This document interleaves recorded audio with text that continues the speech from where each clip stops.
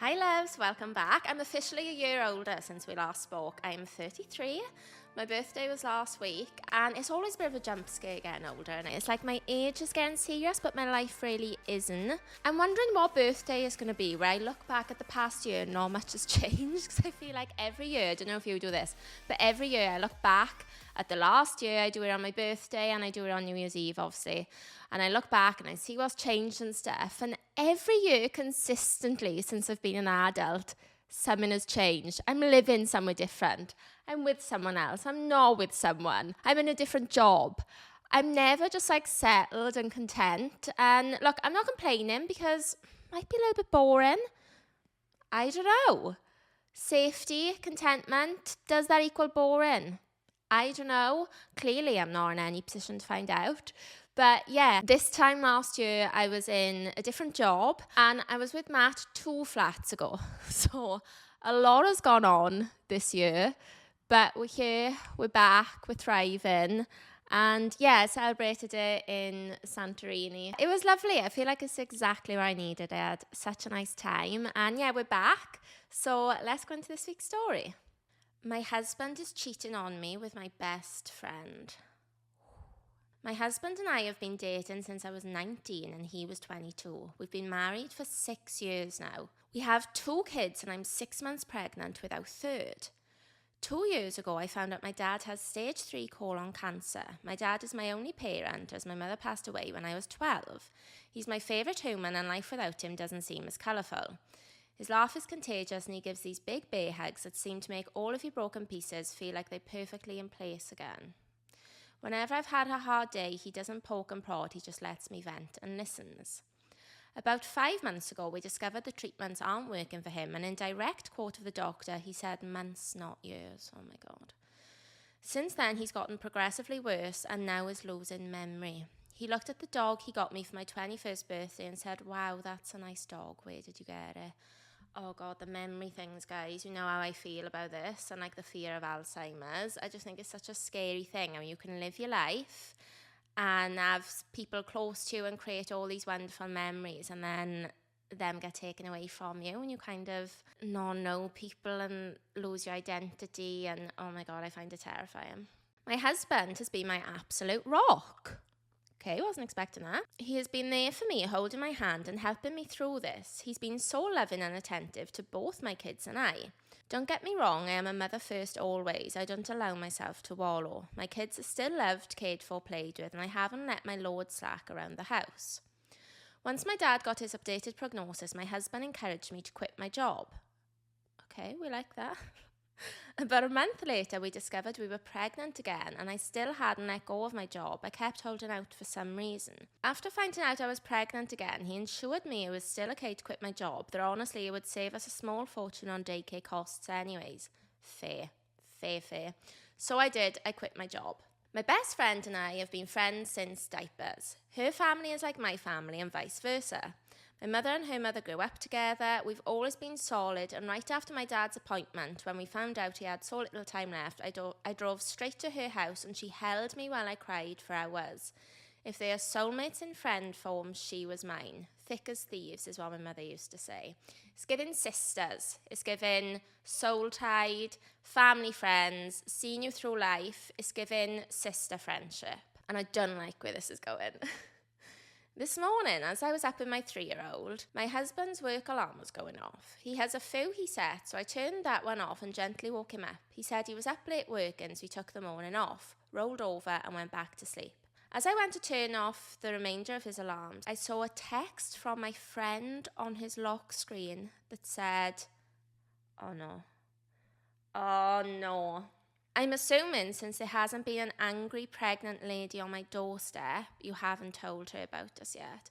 Oh my God, the way I would projectile vomit over that man and make him roll round in it as he woke up. I would probably open his mouth and vomit directly inside it. Out of all the people you could have had an affair with, out of all the thirsty hoes that are out there, you chose my best friend. Also, I know just because you're friends with someone doesn't mean you're the same as them, but generally you're friends with people that have got the same morals as it, well, clearly not in this case, but generally it's like the same values, the same type of work ethic. Like, generally speaking, I think you're not crazy different from your friends. So why do you need to go with somebody else? It's basically just like a newer version of me. Obviously, some differences, but like same family, same growing up, like it's just like the same person, different font, isn't it, really? So what are you getting out of it, other than it's something new and shiny, you absolute piece of shit?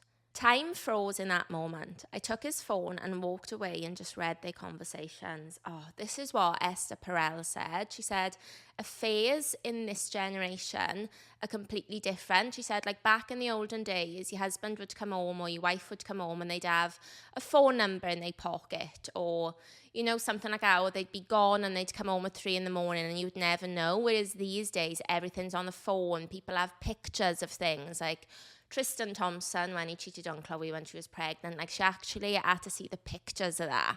Like, there's so much evidence and stuff now.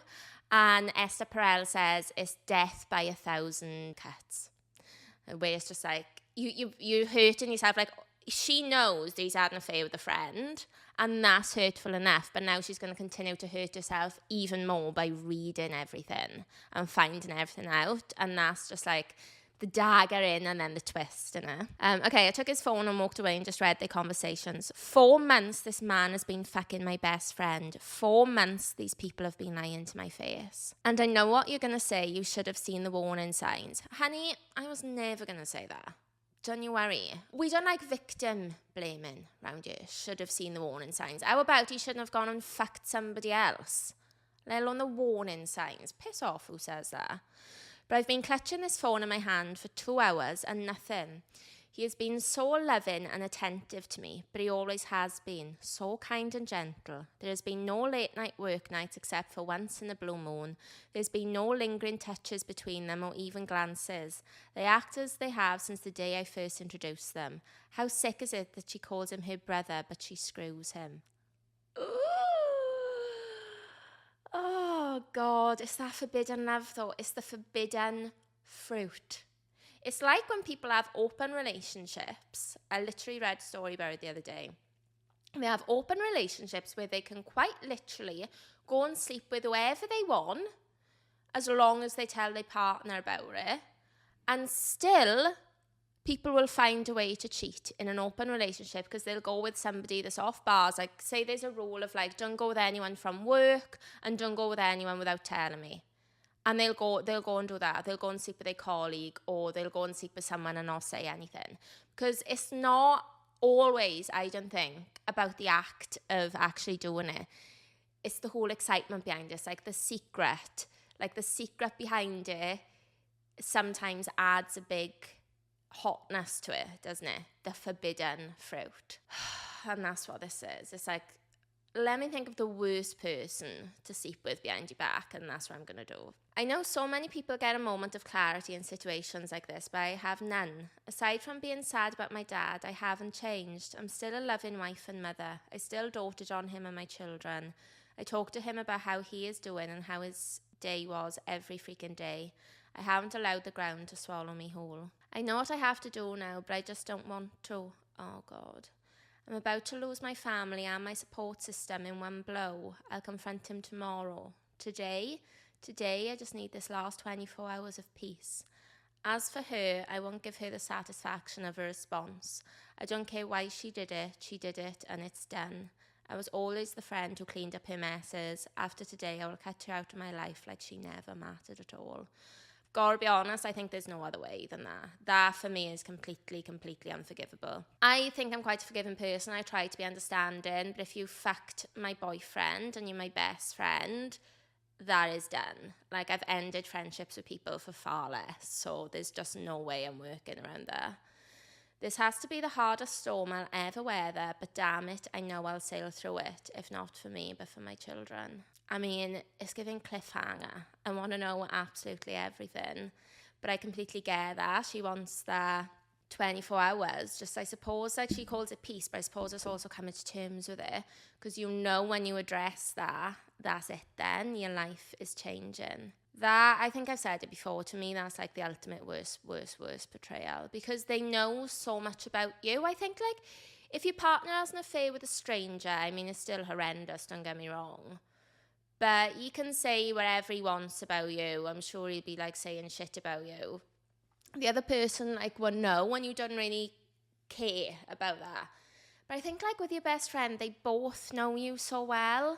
So they'll know how you react. They know the way you do things. Like, imagine you would have gone to your best friend. Like, say you weren't sleeping with your partner, or I don't know, you had some issues. Like, you've told your best friend that. So then she knows, and then they can talk about it together. And oh my God, that would just, even reliving it, would just make me want to just put the pillow gently over their heads as they sleep. Just for maybe 3 minutes or so. Just to test the waters. It would just make me want to smother them gently and they sleep. There, I said it. Oh my God, it's just too much. And also, your father's got cancer. Like, what is wrong with people? Honestly, that one is confusing though. And I think quite an interesting point is that he was still so lovely, because I think lots of the time you can look at someone and think you're a dickhead, and some people are. Like, some people are just like born cheaters and they do it over and over, and it's an issue that they've got with themselves that they know willing to fix, blah blah blah. But like, some people with that, like, it's twisted. Like, he wants her to quit her job, he's been so loving to her, but there's obviously something going on with him, and it's almost like he obviously is a dickhead for doing it and not like seeking help or talking to her about stuff. But there's obviously something going on with him there, because you don't just randomly do that while still being nice. I don't know. That one I think is like, that's tricky, but best believe she needs to leave him. That whole thing for me, unforgivable. Absolutely unforgivable. Right, so yeah, it was my birthday. It was looking a little bit different this year. I went to Santorini, which was absolutely stunning. And remember on an episode, I was like, oh, I'm meant to be going away with the girls, but it's the first year that like adulting's coming back. And to be fair, one of my friends was like, I can come with you. You just have to wait till the weekend after. And I was like, I cannot possibly spend this birthday in London, because I would be... Basically, if I had to wait until next weekend to go away with her, it would have meant on my birthday, I would have been having plans with my friends, like they would have been around in London, but I would have just been like waking up alone on my birthday and then going out and having fun and then coming back, and I just didn't want that. I don't know, I was just like a little bit frightened of it, just a little bit scared.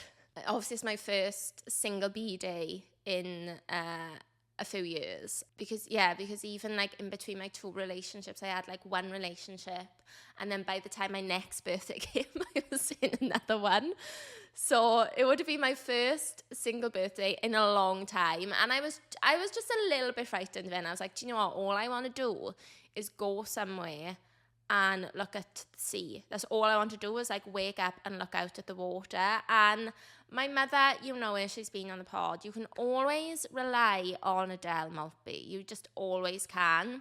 And she pulled through. I was like, the girls not here, don't know what to do for my birthday. And she was like, well, no, I can't remember if she suggested or I suggested. I think I must have said like, oh, do you want to come? And she was like, yeah, well, best ask your father. But yeah. Just like a default, like polite, can she come on holidays? And we went away and it was so nice. And you know, in last week's episode I was like, I just don't feel like myself. Well, finally I think I went and I've come back, and I don't know if it was just the break, a little bit of sunshine, being with your mother. I think always when you're with like your closest friends or your closest family, or basically the people that you can be like most yourself and most relaxed with, I think that always like recharges you. It does for me anyway. So I've come back feeling really good, feeling like myself. Maybe it's just the sunshine, to be fair. Like, I'm probably one minor inconvenience away from home to Dubai at this point, because the sun and the sea just makes me feel so much happier. So yeah, I feel a lot better, but I am going to stop saying, I've realised that like sometimes when I'm in a bad mood or I have a bad day, I'm very much like, oh my God, I'm not myself. This is like so bad. If I wake up with anxiety, I'm like, oh my God, I've got anxiety again. And I've realized that's not really the case. I think it's just life. Sometimes you have good days, sometimes you have bad days. It doesn't automatically mean you're going back to a bad place. Or I don't feel like, well, that's a lie, you see. Now that I feel happy, I do feel like this is it forever and I'm never going to be sad again.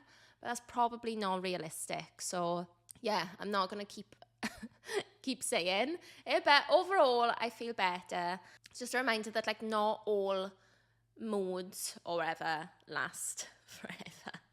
There's ups and downs. But yeah, no, I was saying how quickly things can change. So my mother obviously came up to London before we went on holidays, and she brought up a notebook, and like from 2021, I think the notebook started like years ago, even before 2021.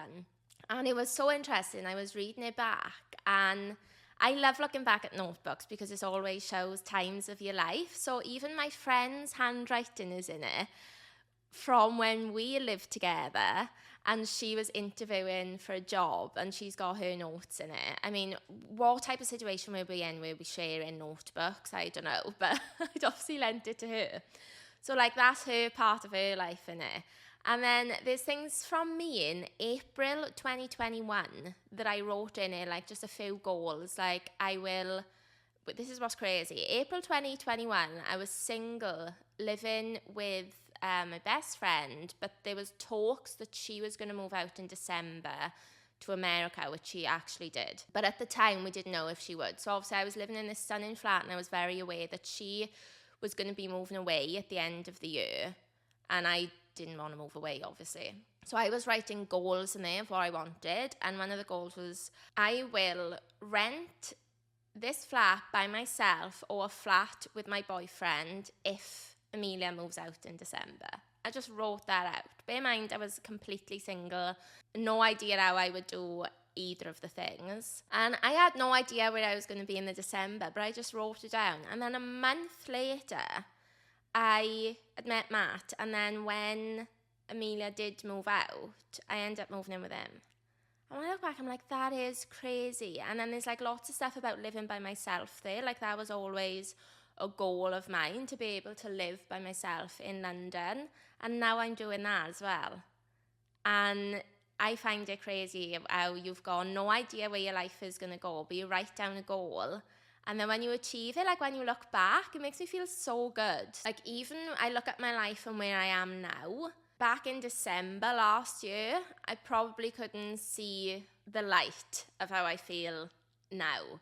So it's just like another reminder that not everything stays the same. But it also reminded me to really appreciate when things are good. Like when I lived in that house with my friend that I said I lent her a notebook, it was so chaotic and we were always all over the place, and me and my friends were always going through something like horrendous, you know, and we were so dramatic, and it'd always be like, oh my God, everything's going wrong. And now when I look back, I'm like, I wish I appreciated it more, how much fun it was. Like, yeah, it was a bit chaotic. Yeah, it was all over the place. Would I want to go back to living like that? Honestly, no.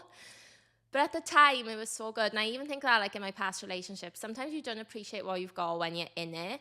And then when you come out and you can look back, you're like, oh, I wish I appreciated that more. And probably need to do it now as well for where I am now in this situation. Like, sometimes you just got to catch yourself and be grateful for it. And for me, birthdays literally always do this to me. Always on my birthday, I turn into some like philosophical gratitude guru, because I just think it's important to look back to your year and take in all your experiences and all your moments that like have led you to where you are now. But that is it. That'll be all I say about it for now.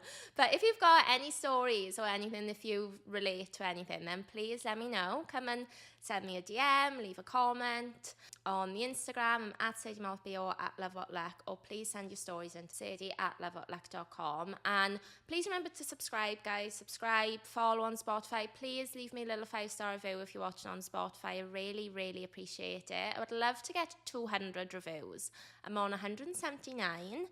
And I would love to get to 200 reviews. It's just like a nice round number. So yeah, if you watch on Spotify and you haven't left me a little 5 stars, then Or 4 stars. If you're not super happy, you can leave 4 stars, but know that that will pain me because I'm on 4.9 at the minute and I really would like to get back to a 5-star streak. But yeah, it's super easy. It literally takes a minute. You click on and you just press the stars. Like, it takes not even a minute, it takes seconds. And yeah, I really, really appreciate it. Guys, it's like I'm living in a cartoon. I just had to get up, tipped all my bottle of water, which I do every single day, all over the settee. That's why there's a throw on you now, if you can see. And then I just stood on a plug. I feel like that's the type of stuff that only ever happened in cartoons, but I fully just did it and it absolutely killed. I literally screamed. My next door neighbour probably thinks I'm having some sort of orgasm. Oh, sadly not. Oh, it really hurt.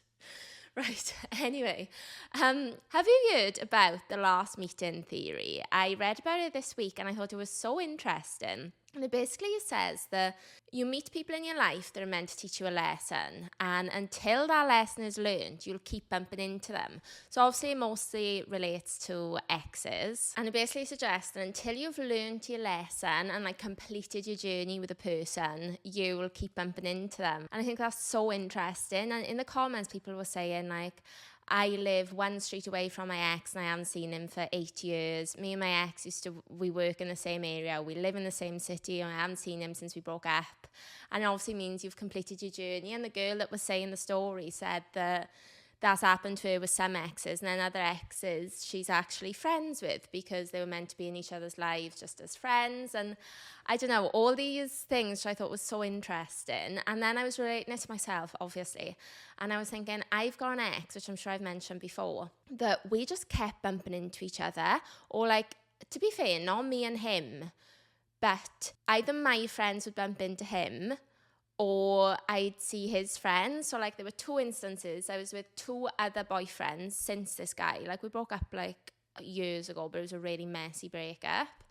And 2 instances was with 2 separate guys, and I bumped into his friend, and then my friend has bumped into him like 2 or 3 times. And he's also messaged me to say that he's seen me out or he's seen me with another guy. Like, the man probably thinks I'm a hoe for show. But obviously this is like over years that he's like seen me with different people. And we kept bumping into each other or like coming back into each other's lives until I think like the last time was like a year or 2 years ago. And then I actually met up with him. I did an episode on it.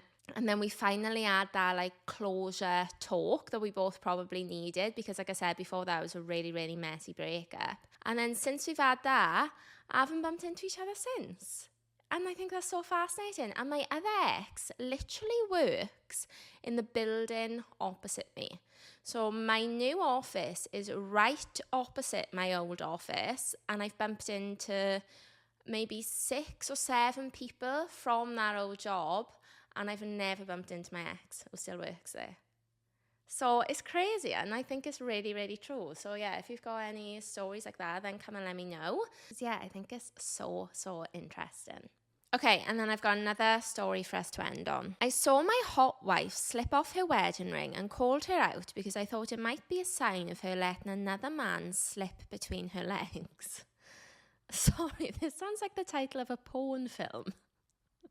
Is given a niche category on Pornhub. But okay. I, 33 male, have been married to my wife, 32 female, for a little less than a year. However, we have been in an exclusive, stable relationship for 10 years and living together for 8. She is the love of my life. She proposed to me about 6 years ago. I'm sorry. That's an issue for me. I'm all for women going after what they want. And even in recent years, I'm like, do you know what? I will stretch to a girl asking a guy out on a date. I never used to, but now I'm like, do you know what? If you want to have a date, if you want to get laid, if you want to just go out and, you know, enjoy someone's company, then just ask. Like, I'm getting over it slowly. But I draw the line at a proposal. I'm sorry. It's the very least a man can do is buy you a big fat diamond, plan something special and get down on one knee. It's the very, very least they can do. If I had an ultimatum, would you want to leave your partner or propose to him? I'd probably have to opt for leaving him. Because I'm like, if he's not going to propose to me, it's best that we're apart, because there's no way I'm getting down on one knee. It's like, you know, Step Brothers. And he's like, I'm not calling him dad. That's why I'd be like, I'm not going down on one knee. If I had to propose at a push, it'd be a conversation and it'd have to be a courthouse wedding. I couldn't stand there in a dress knowing that I'd asked the man to do it. It would pain me so badly. But each to their own. I'd like to say no judgment, but I am judging. I'm not judging her. I'm judging him because she obviously got pushed to do that after how long? Proposed to me 6 years ago. They've been together for 10. Yeah, 4 years in. She's probably like, this dickhead's not going to do it, so I'm going to have to do it. And for that, I judge the man. He said, I said yes, but we ended up having to postpone our wedding several times due to our school schedules, venue cancellations, etc. However, we've been wearing wedding bands since the proposal. 2 days ago, she came home from shopping and said a cashier asked her out. I'm not threatened by other men as our relationship foundation is very strong and I usually find it quite comical. However, she mentioned she forgot to wear her wedding ring, so maybe that's why he'd asked her out. We went to see a movie and as we're walking out the door, I noticed she wasn't wearing her ring again. I asked in an admittedly not pleasant tone, so you don't wear a ring in public anymore then? She was kind of taken aback and said no, she just forgot, then went back to get it. Little Miss was like, forgot my wedding ring today and I get asked out. Another guy showed me a bit more attention and a bit more commitment than you ever could. This is the problem. If you propose to somebody, I'd be like harbouring on to it. Anything another man did, I'd be like, this cashier in Tesco would never do that. Like, if he's willing to ask me out on his shift, and I'm really not sure how much sexual tension can happen between you and the Tesco cashier. It's not something I've experienced. But if this man is willing to ask me out through all of that, he's literally got his name badge on, he's on his shift, and you can't even propose to me. I know I'd be more tempted to go home with. She was kind of taken aback and said no, she just forgot, then went back to get it. The rest of the evening was tense, and once we got back to the car, I asked if she was okay, and she said no, I have a headache because of you, and told me she didn't appreciate the wedding ring comment and that she was just human and had made a mistake. She's like, you're making me physically ill at this point. I think there's more to it though, because the comment what I said doesn't sound that bad. So, you know, like especially as women, I think we harbour on to stuff and we like take loads of little things. Well, not all women, but like lots of us. We take loads of little things and we top them up in our bank. And then all you need is one comment and you're like, ah, and you lash out at somebody. That's what I think this is. Like something's going on. And I think it's like lack of effort and stuff from this guy. And then he's just got the audacity just to put the cherry on top of the cake and be like, you're not wearing your ring anymore. And she's probably thinking, mate, you're lucky it's not off indefinitely because you're hanging on by a thread. That's what I think's happening. I told her it was fine, but she was still defensive and said she's attractive. People will hit on her and ask her out. I agreed, but pointed out if she'd had her ring on, then maybe they wouldn't. She said the cashier probably wouldn't have noticed even if she did have it on and would have still asked her out. And she's not a person defined by wearing a wedding ring or not. She's like, people will still fancy me even with this ring on. I think he's given like, you've got that ring on, that shows you're mine and no one will talk to you. Even though he didn't even want her to have the ring that much because he didn't propose to her, by the way. And now he's like, well, you've got the ring on, that should stop people chatting you up. And she's like, mate, I'm so hot. People will chat me up regardless, which I'm sorry. Has this podcast like taught you nothing? People's morals are in the dirt. The bar is quite literally on the floor when it comes to morals. People have affairs with married men and women. How many times as a girl have you been chatted up and you've said, I've got a boyfriend, and they've said, is he here tonight?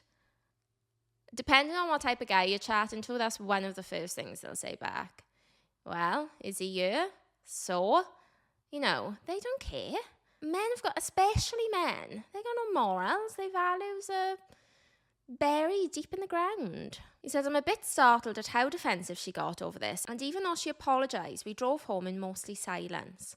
I want to point out we've had no previous trust issues before this, but I am wondering if there's more to it.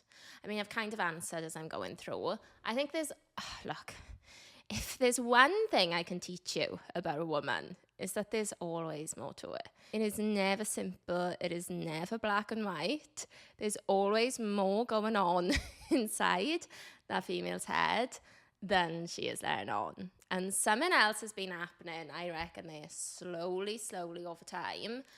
And I don't know, I've never been engaged. Do you forget your wedding ring? I suppose you do. Like, I wear these rings all the time. And sometimes once in a blue moon, I will forget them. So I suppose it definitely does happen. But she probably did have more attention that day, and her husband's probably not giving her attention, and she probably just enjoyed it. And then I think trying to tell somebody, it is like trying to define somebody just by the fact they've got a wedding ring on is bad. That's why like mothers and that always say, I'm more than just a mother, I'm more than just a wife. Because you do just get pigeonholed, I think, as a woman. Do you know, the other day, my friend got told by a man, oh, you should get a boyfriend, maybe you'll be less miserable.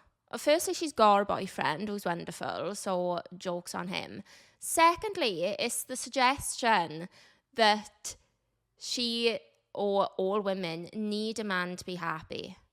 Never mind the fact that she is living by herself, she's successful, she travels, she got good friends, like she's doing really, really good. But this guy suggests like she couldn't possibly be happy because she's single. Even though she's not single, but he just assumed she must be single because she doesn't seem happy with me. It's just the audacity, it's just the ego for me, because you just know if it was the other way around, there's no one saying to a man who's got his shit together, oh, you used to have a woman, didn't you just want a woman? No. So why do we get it? We just get pigeonholed. Is that's like all we want? And then when we've got it, it's like, that's it then. You can't possibly want attention from anyone else or need anything else because you're just a wife or girlfriend. And it's just not on. It's just not on. Yes, we can be happy with boyfriends and men. I love having a man around, quite frankly. I love being railed by somebody that I find hot and attractive and I've got good chemistry with. I mean, who doesn't? But I can also be happy when I'm not being railed. So... peaks and troughs, you know. Right, anyway, I'm going to wrap it up there. Please remember to subscribe. Send me your stories, guys, or if there's anything you just want to chat about or any dilemmas, anything you want to hear on the podcast, then yeah, please get in touch and let me know. And thank you so much for listening and watching, and I'll speak to you next week.